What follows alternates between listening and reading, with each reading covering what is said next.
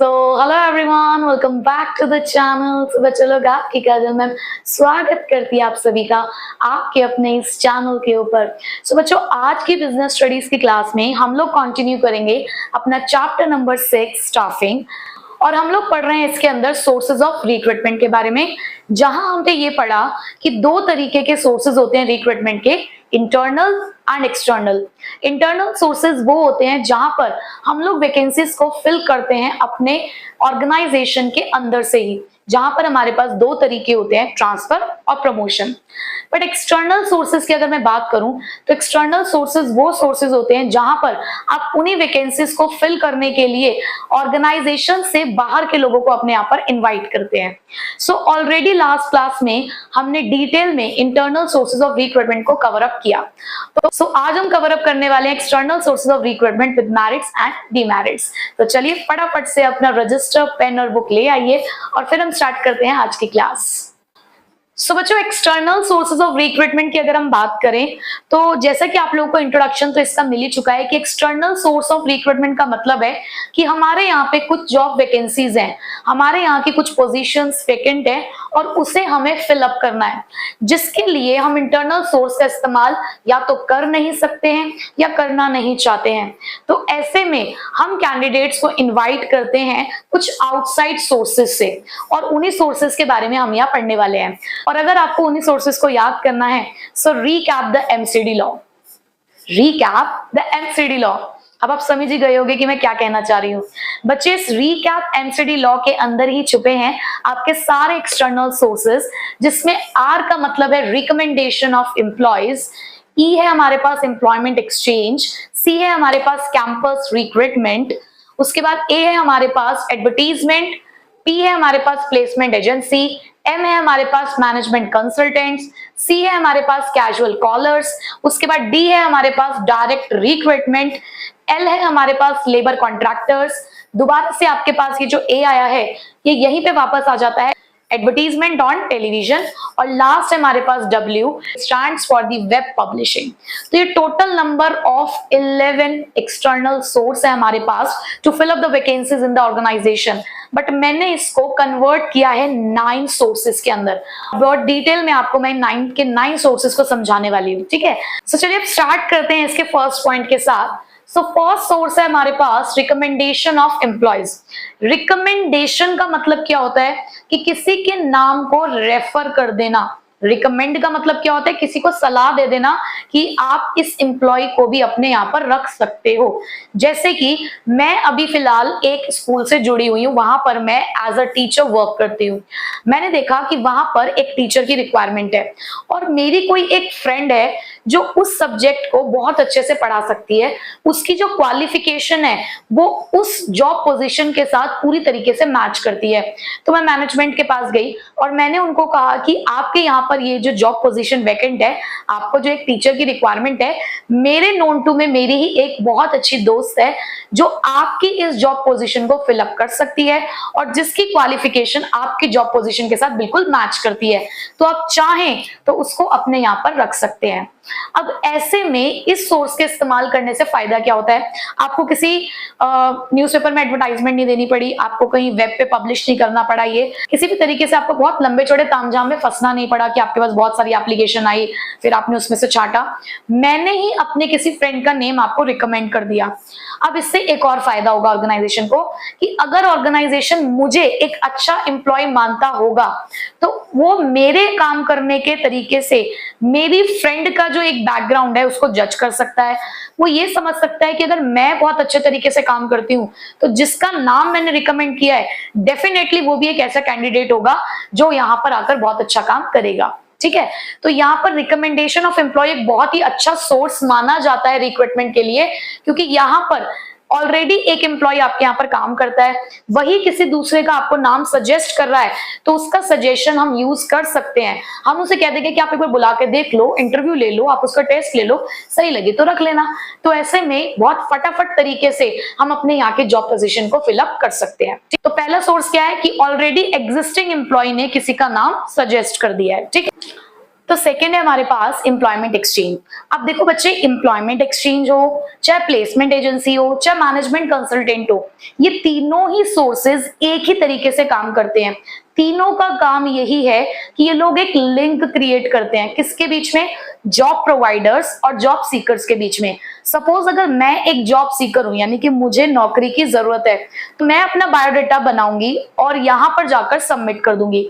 इसी तरीके से जो कंपनीज हैं जिनको अपने यहाँ के लिए एम्प्लॉयज चाहिए, वो भी अपनी सारी जो रिक्वायरमेंट होती है वो इनके पास आकर लिखवा जाते हैं, और यहाँ पर फिर इन तीनों का यही काम होता है कि ये मैच करते हैं।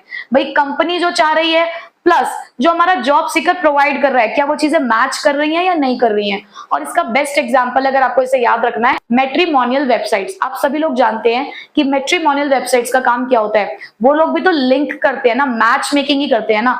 ब्राइड और ग्रूम दोनों पार्टीज क्या करती हैं, अपनी अपनी प्रोफाइल्स मेंटेन करती हैं इन वेबसाइट्स के ऊपर, और जहां दोनों की रिक्वायरमेंट्स मैच हो जाती है वही हो जाती है उनकी डील डन। तो यहाँ पर भी ऐसे ही होता है कि जहां पर जॉब सीकर और जॉब प्रोवाइडर दोनों की रिक्वायरमेंट अगर आपस में जाके मैच हो जाती हैं, तो यहाँ पर भी हो जाती है डील डन। बट ये जो दोनों हैं ये अलग अलग एरियाज में वर्क करते हैं। जैसे कि अगर मैं एम्प्लॉयमेंट एक्सचेंज की बात करूं, तो एम्प्लॉयमेंट एक्सचेंज को चलाती है हमारी गवर्नमेंट, ठीक है। यानी कि एम्प्लॉयमेंट एक्सचेंजेस गवर्नमेंट के थ्रू रन की जाती हैं अनस्किल्ड और स्किल्ड ऑपरेटिव जॉब्स के लिए। यानी कि यहाँ पर आप छोटी से छोटी और बड़ी से बड़ी जॉब के लिए अप्लाई कर सकते हैं। अनस्किल्ड मतलब किसी भी तरीके की जॉब के लिए आप अपना यहाँ पे बायोडाटा सबमिट कर सकते हैं। आपने देखा होगा कि जैसे घरों में मेड भी रखी जाती है या फिर ऑफिस में सिक्योरिटी गार्ड्स रखे जाते हैं, तो उनके लिए भी क्या होता है, कुछ एजेंसीज होती है, आपने नाम सुना होगा प्लेसमेंट एजेंसीज। तो ये जो प्लेसमेंट एजेंसीज होती हैं, ये अलग अलग सर्विसेज के लिए भी अलग अलग कैटेगरीज के एम्प्लॉयज का आपको डेटा प्रोवाइड करती हैं। तो जरूरी नहीं है कि आप एक मैनेजर बनने के लिए ही यहाँ पे अपना बायोडाटा सबमिट करोगे, मतलब हर तरीके की जॉब के लिए यहाँ पर जो डेटाज हैं वो सबमिट किए जाते हैं। सो यहाँ पर अनस्किल्ड और स्किल्ड दोनों तरीके की जॉब्स के लिए आप सबमिट कर सकते हो। बट यहाँ पे समटाइम्स ना जो रिकॉर्ड्स होते हैं वो अप टू डेट नहीं होते, क्योंकि एक बार आपने अपना रिज्यूमे यहाँ पे सबमिट कर दिया, अपना बायोडाटा आपने यहाँ पे रखवा दिया है। अब अगर आपकी जो क्वालिफिकेशन है वो अपडेट होती है या आपका एक्सपीरियंस अपडेट होता है, तो आपको यहाँ पे जाके उसको अपडेट कराना पड़ता है। अगर आपने अपडेट नहीं कराया तो आपको जो भी इंक्वायरीज आएंगी जॉब की, वो आपके पुराने डेटा के अकॉर्डिंग ही आएंगी, ठीक है।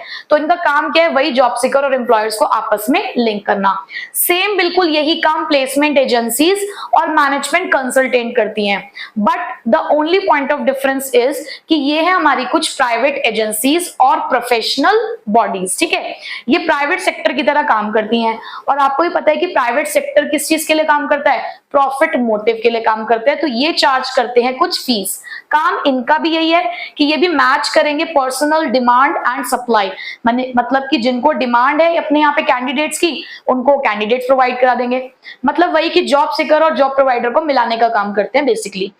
अब प्लेसमेंट एजेंसीज के अंदर आप यहाँ पर ऑपरेशनल लेवल जो होता है हमारे ऑर्गेनाइजेशन में, आप उसके लिए भी अपना बायोडाटा सबमिट कर सकते हो। जैसे मैंने बताया ना कि आप यहाँ पर सिक्योरिटी गार्ड हो गया या मेड हो गया, इस तरीके के लिए भी आप यहाँ पर सबमिट कर सकते हो क्या, अपने बायोडाटाज।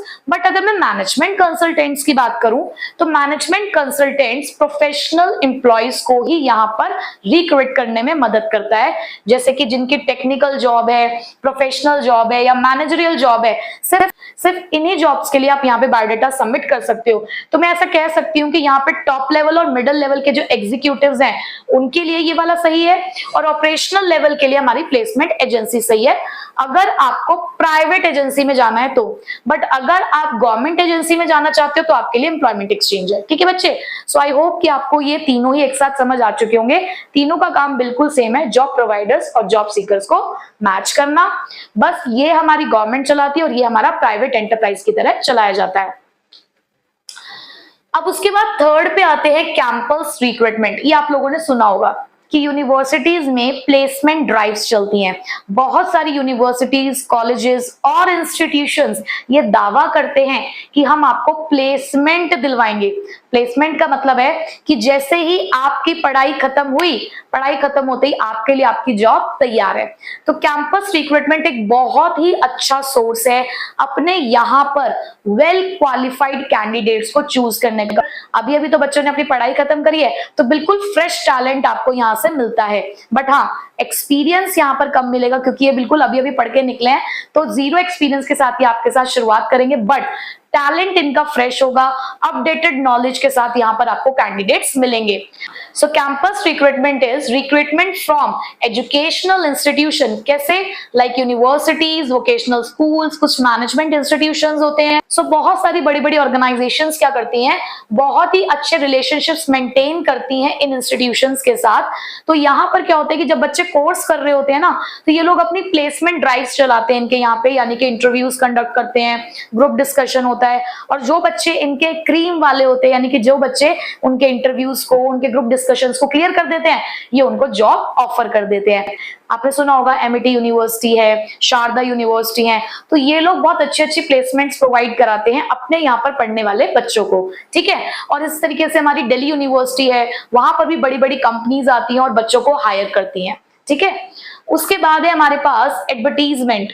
अब चाहे वो एडवर्टीजमेंट बच्चे न्यूज़पेपर में हो, चाहे वो एडवर्टीजमेंट टेलीविजन पे चल रही हो, हालांकि जो ये वाला सोर्स है ये मुझे नहीं लगता कि बहुत ज्यादा इस्तेमाल किया जाता है कि टेलीविजन पे एडवर्टाइजमेंट आती है। किसकी? जॉब्स की एडवर्टाइजमेंट की बात कर रही हूँ मैं। नॉर्मल एडवर्टाइजमेंट तो आती हैं, बट जॉब्स की एडवर्टाइजमेंट अब टेलीविजन पे बहुत रेयर आती हैं। हम ज्यादातर इस्तेमाल करते हैं जो सोर्स, वो है हमारा वेब, यानी कि इंटरनेट, प्लस हमारे जो न्यूज़पेपर है उसके अंदर भी हम लोग एडवर्टाइजमेंट देते हैं। तो जनरली हम एडवर्टाइजमेंट का इस्तेमाल कब करेंगे? जब हमें चाहिए वाइडर चॉइस, जब हमें बहुत सारे लोगों में से किसी एक कैंडिडेट को चूज करना है। मतलब एक मैं एक एग्जांपल के लिए कह रही हूँ कि जब आपको चॉइसेस ज्यादा चाहिए, आप बहुत ही ज्यादा कंपिटेंट पर्सनल की तलाश में हो, तब आप एडवर्टीजमेंट वाला जो मेथड है वो इस्तेमाल कर सकते हो, क्योंकि यहाँ पर आपको वाइडर चॉइस मिलती है। अब क्योंकि एडवर्टाइजमेंट में अच्छा खासा पैसा भी लगता है, तो जनरली जो सीनियर पोजीशंस होती हैं उसी के लिए हम इस सोर्स का इस्तेमाल करते हैं। तो आप एडवर्टाइजमेंट का यूज करोगे जब भी आपकी सीनियर पोजीशन खाली है और जिनके लिए आपको वाइडर चॉइस चाहिए। बट इसके डिसएडवांटेज भी आती है साथ में कि समटाइम्स ना पूल ऑफ रिस्पॉन्सेज आ जाते हैं, फ्लड ऑफ रिस्पॉन्सेज, यानी कि बाढ़ सी लग जाती है हमारे यहाँ पे एप्लीकेशन की। हमें रखने अपने यहाँ पे 4 से 5 लोग और हमारे पास एप्लीकेशंस आ गई हैं 300 से 400, तो उसमें से छांटना, किस किस को इंटरव्यू के लिए बुलाना है, टेस्ट के लिए बुलाना है, किस तरीके से उन सब चीजों को कंडक्ट किया जाएगा, तो काम भी तो बढ़ता ही है ना। तो यहाँ पर समटाइम्स बहुत ज्यादा रिस्पॉन्सेज आ जाते हैं। उसके बाद आता है हमारे पास प्लेसमेंट एजेंसीज और मैनेजमेंट कंसल्टेंट, अभी हमने इसको डिस्कस किया ही है। उसके बाद इसको बच्चे ध्यान से याद रखेगा क्योंकि बहुत बार कैजुअल कॉलर पूछ लिया जाता है, क्योंकि ये सभी ना नाम से पता चल रहे हैं कि क्या है। ये कैजुअल कॉलर और आपका डायरेक्ट रिक्रूटमेंट, ये दो आपके ऐसे मेथड हैं जो मतलब एकदम से बच्चा जज नहीं कर पाता कि इसके अंदर क्या होगा। बाकी सब सोर्सेज आप एक बार को नाम से भी एक्सप्लेन कर पाओगे, आपको समझ आ रहा है कि रिकमेंडेशन ऑफ एम्प्लॉय का मतलब क्या है, एम्प्लॉयमेंट एक्सचेंज क्या होते हैं। कैजुअल कॉलर्स और डायरेक्ट रिक्रूटमेंट, इसको थोड़ा सा आप ध्यान से समझिएगा, ठीक है। सो कैजुअल कॉलर्स क्या होते हैं? कैजुअल कॉलर्स यानी कि जब हमारे पास जरूरत पड़ी हमने फोन उठाया और इनको बुला लिया। बट कैसे बुला लिया? हमारे पास ऐसा क्या था जो हमने इनको बुला लिया? अब बच्चे मैंने अभी आपको यहाँ पर ये बताया कि कई बार ऐसा होता है कि हमारे पास बहुत सारी एप्लीकेशंस आ जाती हैं, बट हमें सिलेक्ट तो अपने यहाँ पर उतने कैंडिडेट करने ना जितनी हमारे पास पोजीशंस खाली हैं। सपोज करो कि टॉप 10 कैंडिडेट्स हमने फाइनल किए, अब उसमें से भी हमने 5 सिलेक्ट करने थे, बट जो रिमेनिंग 5 थे ना वो भी कोई कम नहीं थे। बट ये था कि देखो सिलेक्शन हमें 5 का ही करना था, तो जो ज्यादा सुटेबल लगे हमें उस टाइम पे हमने उनको चूज कर लिया, जो बेस्ट लगे हमें। बट वो बचे हुए 5 भी हमारी नजरों में थे कि यार ये भी कोई कम अच्छे कैंडिडेट्स नहीं है। तो कल को क्या हुआ, फिर से हमारे यहाँ पे जॉब पोजीशंस वैकेंट हुई।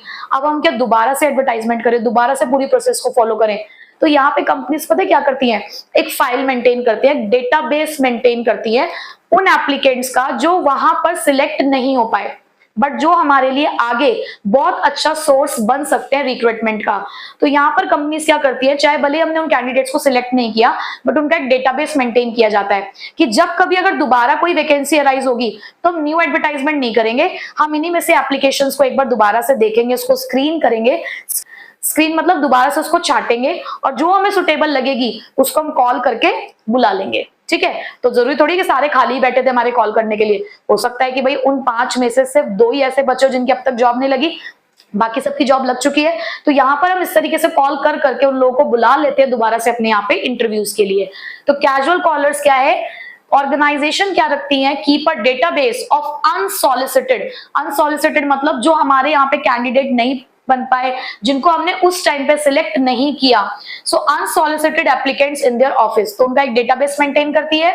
फिर उसके बाद वो लोग क्या करते हैं, जब दोबारा वैकेंसी अराइज होती है तो लिस्ट बनाते हैं दोबारा से कि हाँ देखते हैं हमारे पास कौन कौन से लोग आए थे, हमारे पास टॉप 10 में कौन से रहे, उनके लिए फिर से एक लिस्ट तैयार की जाती है, फिर से उसको स्क्रीन किया जाता है और उनको फिर से वैकेंसीज को फिल करने के लिए उनको कॉल कर लिया जाता है, ठीक है। सो कैजुअल कॉलर्स, कॉल करके बुला लिया है। Next, direct recruitment. अब डायरेक्ट रिक्रूटमेंट का मतलब है कि बीच में किसी भी तरीके का कोई एजेंट नहीं है, कोई मीडियम नहीं है। एडवर्टाइजमेंट में आप एक न्यूज़पेपर को मीडियम लेके चल रहे हो, यहाँ एक एम्प्लॉय है, यहाँ पे कुछ एजेंसीज हैं, यहाँ पे यूनिवर्सिटीज है, और यहाँ पर भी देखा जाए तो कुछ एप्लीकेशंस हैं। तो यहाँ पर अगर आप देख रहे हो ना तो बीच में कुछ लोग इन्वॉल्व हैं। पर डायरेक्ट रिक्रूटमेंट का मतलब क्या है, आपने सीधे बुला लिया उन्हें।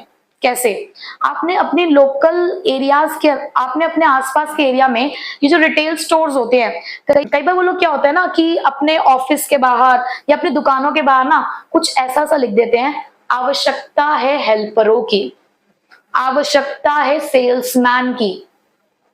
अब यहां पर क्या उन्होंने किसी भी मीडियम का इस्तेमाल किया? नहीं, अपने ही बिजनेस प्रेमिसेस के बाहर उन्होंने एक नोटिस सा लगा दिया कि उनके यहाँ पे पोजीशंस खाली हैं, चाहे वो सेल्समैन की है चाहे वो हेल्पर की है। उन्होंने डायरेक्ट इनवाइट कर दिया है आपको कि हमारे यहाँ पे कुछ खाली पोजीशंस है, अगर आपको जॉब करनी है तो आप कर सकते हो। सो डायरेक्ट रिक्रूटमेंट का मतलब है कि किसी को बीच में बोला ही नहीं, डायरेक्ट ही हमने जॉब सीकर्स को कह दिया कि हमारे यहाँ पे जगह खाली है, आ जाओ आके काम कर लो। सो डायरेक्ट रिक्रूटमेंट क्या है, a notice is placed on the notice board of the enterprise specifying the details of the job. तो यहाँ पर हम लोग क्या करते हैं कि हमारा जो नोटिस बोर्ड है उसी पे हमने लिख दिया कि हमारे यहाँ पे ये जॉब पोजीशन खाली है, उसकी पूरी स्पेसिफिकेशन लिख दी है, आप चाहें तो आके अप्लाई कर सकते हैं। अनस्किल्ड और सेमी स्किल्ड, अब भाई किसी सीए के लिए तुम ऐसे नहीं लिखोगे ना, आवश्यकता है चार्टर्ड अकाउंटेंट की, आवश्यकता है एक इंजीनियर की, भाई ऐसे तो नहीं लिख सकते। देखो, तो जनरली अनस्किल्ड और सेमी स्किल्ड के लिए ही आप इस वाले सोर्स का इस्तेमाल करते हो, इनएक्सपेंसिव है। आपने जब कोई मीडियम इस्तेमाल नहीं किया तो आप पैसे किसको दोगे, किसी को पैसे देने की जरूरत नहीं है, कोई रिक्रूटमेंट कॉस्ट आपको बियर करने की जरूरत नहीं है। बट जनरली आप इस तरीके के सोर्स का इस्तेमाल कब करते हो, जब आपके यहाँ पर वर्कलोड बहुत ज्यादा है, बहुत ज्यादा रश है आपके यहाँ पर काम का, और उसी टाइम पे, और या फिर ऐसा भी हो सकता है कि आपके कुछ परमानेंट एम्प्लॉयज जो हैं वो एब्सेंट हो गए हैं ड्यू टू एनी रीजन। तो अगर आपके यहाँ पे वर्कलोड ज्यादा है, एम्प्लॉयज की कमी पड़ रही है, तो उस टाइम पे आप डायरेक्ट रिक्रूटमेंट का इस्तेमाल कर सकते हो। नेक्स्ट है हमारे पास 8 लेबर कॉन्ट्रैक्टर। अब लेबर कॉन्ट्रैक्टर का मतलब क्या है, वही ठेकेदार। आपने सुना होगा कंस्ट्रक्शन साइट्स होती हैं, तो वहां पर हम कॉन्ट्रैक्ट देते हैं एक ठेकेदार को कि हमने कह दिया जी आपको ये बिल्डिंग बनानी है या ये अपार्टमेंट बनाना है। अब उस ठेकेदार की जिम्मेदारी होती है कि वो जो लेबर है वो क्या करते हैं, गांव वगैरह से लेबर्स बुलाते हैं, वर्कर्स बुलाते हैं, तो उस ठेकेदार की जिम्मेदारी होती है वर्कर्स आएंगे कैसे आएंगे, वो सारी जिम्मेदारी उसकी होती है। तो ज्यादातर ये वाला जो सोर्स ऑफ रिक्रूटमेंट है ये कंस्ट्रक्शन एरिया में ही इस्तेमाल किया जाता है, जहां पर हम लेबर कॉन्ट्रैक्टर को एक कॉन्ट्रैक्ट दे देते हैं कि भैया आपको ये साइट आपको बनानी है, ठीक है। So they maintain the close contact with the labours to provide the required number of labours at the short notice. यानी कि ये लोग क्या करते हैं, लेबर्स के साथ कॉन्टेक्ट रखते हैं कि भाई जब भी जरूरत पड़ेगी, जैसे कोई प्रोजेक्ट इन्हें मिलता है कंस्ट्रक्शन का, तो ये फटाफट से गांव से क्या करते हैं, लेबर्स को बुला लेते हैं बिल्कुल शॉर्ट नोटिस पे, क्योंकि क्या होता है इनके पहले से लिंक होते हैं वहां पर। बट इसका एक डिसएडवांटेज है, कभी अगर आपकी कोई बातचीत खराब हो गई कॉन्ट्रैक्टर के साथ और कॉन्ट्रैक्टर कहता है कि जी नहीं अब तो मैं छोड़कर जा रहा हूँ, ये मैं नहीं बना सकता, मैं नहीं काम कर सकता आपके साथ, ये प्रोजेक्ट मैं छोड़ के जा रहा हूँ, तो उसी के साथ साथ उसके सारे वर्कर्स, उसकी सारी लेबर भी उसी के पीछे पीछे निकल लेगी। यानी कि तुम्हें फिर से लेबर्स का इंतजाम करना पड़ेगा, ठीक है। आपने देखा होगा ना, पूरी पूरी फैमिली के साथ रह रही होती है वो लेबर उस कंस्ट्रक्शन साइट पे, तो भैया जैसे ही तुम्हारा लेबर यानी कि उनका ठेकेदार, उनका मालिक ही जब चला गया, तो वो लोग वहां रह के क्या करेंगे, तो वो लोग इसके पीछे पीछे चल देते हैं।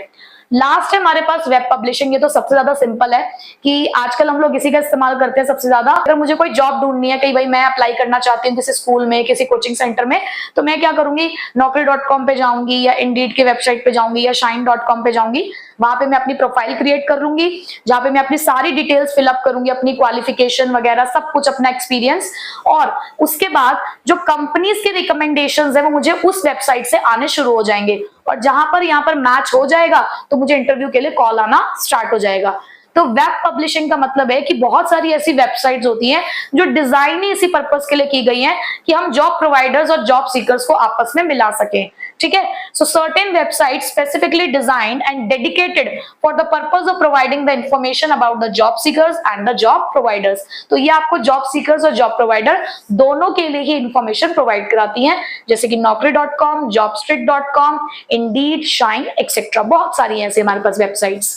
सो टोटल हमारे पास ये 9 सोर्सेज थे, external sources of recruitment. 11 names थे, लेकिन मैंने आपको इसको 9 में कन्वर्ट करके बता दिया है।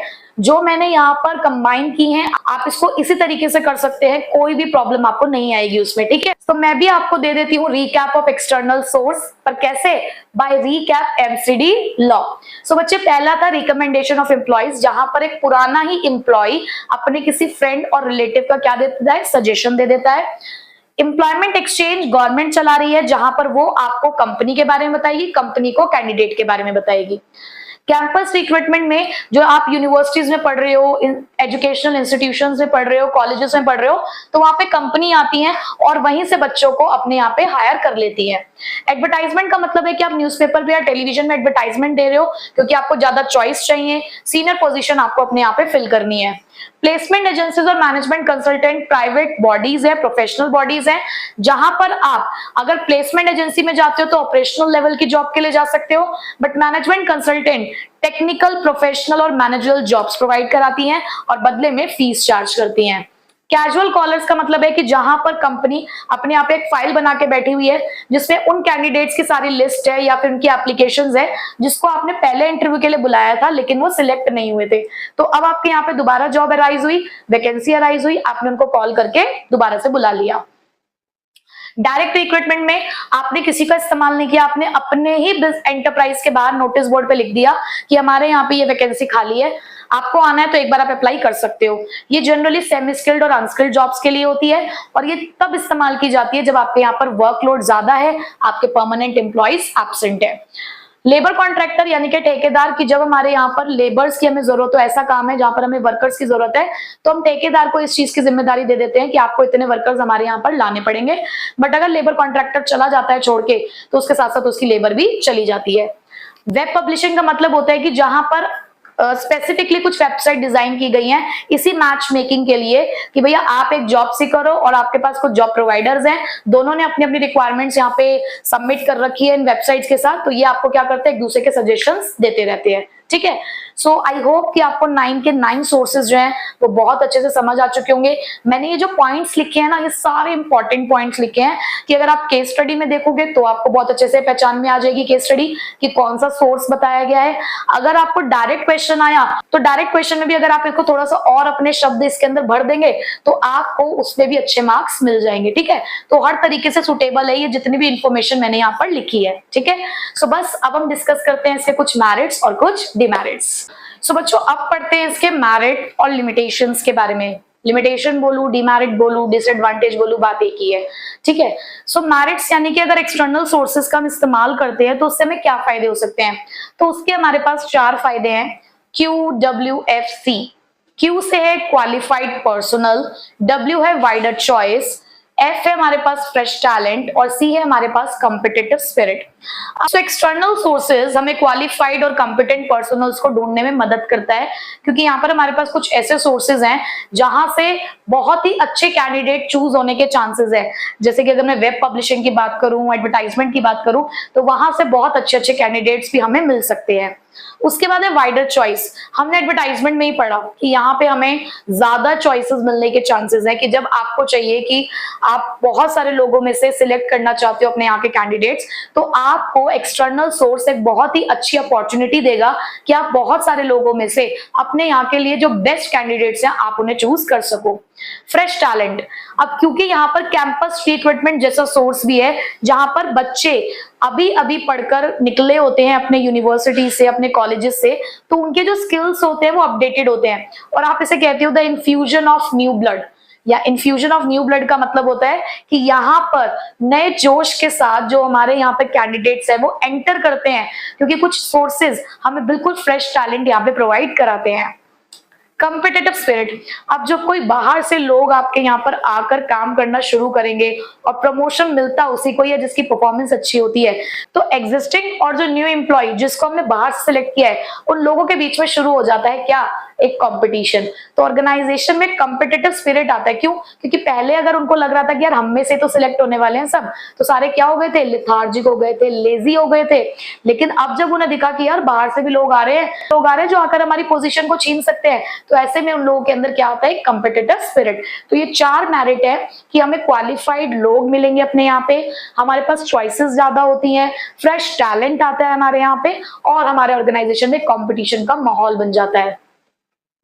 बट वहीं पे इसकी कुछ लिमिटेशन है जो हम डिफाइन करेंगे LCD से। L मतलब लेंदी प्रोसेस, C मतलब कॉस्टली, और D मतलब डिससेटिस्फैक्शन अमंग एग्जिस्टिंग एम्प्लॉइज। आप लेंदी प्रोसेस की अगर मैं बात करूं तो जैसे कि आप एडवर्टाइजमेंट करा रहे हो, आप पहले न्यूज़पेपर में एडवर्टाइजमेंट दोगे, फिर 1 हफ्ते का टाइम दिया जाता है कि 1 हफ्ते के अंदर अंदर आप अपनी एप्लीकेशन सबमिट करो, फिर उन एप्लीकेशन को छांटा जाता है, उसमें से कुछ कैंडिडेट्स को बुलाया जाता है, इंटरव्यू राउंड्स होते हैं, कई बार रिटन टेस्ट भी होते हैं, फिर रेफरेंस चेक्स भी होते हैं, मतलब बहुत सारा एक लंबा चौड़ा, मतलब एक लंबा प्रोसीजर होता है रिक्रूटमेंट का भी, ऐसी बात नहीं है। तो यहाँ पर टाइम लगता है। वहीं पे इंटरनल सोर्स में क्या, तुम उन लोगों को पहले से जानते हो, उन्हीं में से आप ट्रांसफर करो, उन्हीं में से आप प्रमोट कर रहे हो, तो वहां पे टाइम नहीं लगता। तो ये एक लेंदी प्रोसेस है, और लेंदी होने के साथ साथ ही कॉस्टली भी है। भाई न्यूज़पेपर में एडवर्टाइजमेंट देना और या फिर टेलीविजन पे एडवर्टाइजमेंट देना, ये देना, मैनेजमेंट कंसल्टेंट्स का इस्तेमाल करना, ये सब लोग पैसे चार्ज करते हैं। तो कहीं ना कहीं जो आपका एक्सटर्नल सोर्स है वो कॉस्टली है। कॉस्टली होने के साथ साथ ये हमारे एग्जिस्टिंग एम्प्लॉइज को डिससेटिस्फाइड करता है। याद है मैंने आपको एक एग्जांपल दिया था कि अगर आपके यहाँ पर कोई एम्प्लॉय है जो पिछले काफी सालों से काम करता है, उसे लग रहा है कि यार अब मेरा प्रमोशन हो जाएगा, बट आपने उस हायर पोजीशन के लिए जिसके लिए वो सुटेबल कैंडिडेट था, आपने बाहर से किसी बंदे को चूज करके और उस पोजीशन पे आपने उसको रख दिया, तो कहीं ना कहीं वो क्या होगा, डिससेटिस्फाइड होगा कि यार हमने इतने साल दिए इस ऑर्गेनाइजेशन को, और जब हमारे प्रमोशन की बात आई तो उन्होंने एक बाहर का एम्प्लॉय अपने यहाँ पे सिलेक्ट करके रख लिया। तो ये डिससेटिस्फाइड करता है हमारे एग्जिस्टिंग स्टाफ को। तो ये कुछ लिमिटेशंस हैं जो ये बताती हैं कि एक्सटर्नल सोर्स लेंदी है, कॉस्टली है और डिससेटिस्फाइड करता है एग्जिस्टिंग एम्प्लॉइज को। तो ये था हमारा एक्सटर्नल सोर्स ऑफ रिक्रूटमेंट, और इसी के साथ हमने कंप्लीट किया रिक्रूटमेंट का टॉपिक, जिसमें हमने 2 तरीके के सोर्सेस पढ़ लिए, इंटरनल और एक्सटर्नल। एंड आई होप आपको दोनों ही बहुत अच्छे से समझ आ चुके होंगे, ठीक है, और आप प्रैक्टिस क्वेश्चंस की जरूर कर रहे होंगे, ठीक है बच्चे। सो नेक्स्ट क्लास में हम लोग स्टार्ट करेंगे second aspect of staffing which is selection, ठीक है। तो क्लास को अटेंड करना बिल्कुल नहीं भूलना है, साथ साथ फॉलो अप करना है, और अगर कोई क्वेरी है तो वो आपको पूछते रहना है, ठीक है बच्चे। सो मिलेंगे आपसे नेक्स्ट क्लास में, till then take care, bye bye.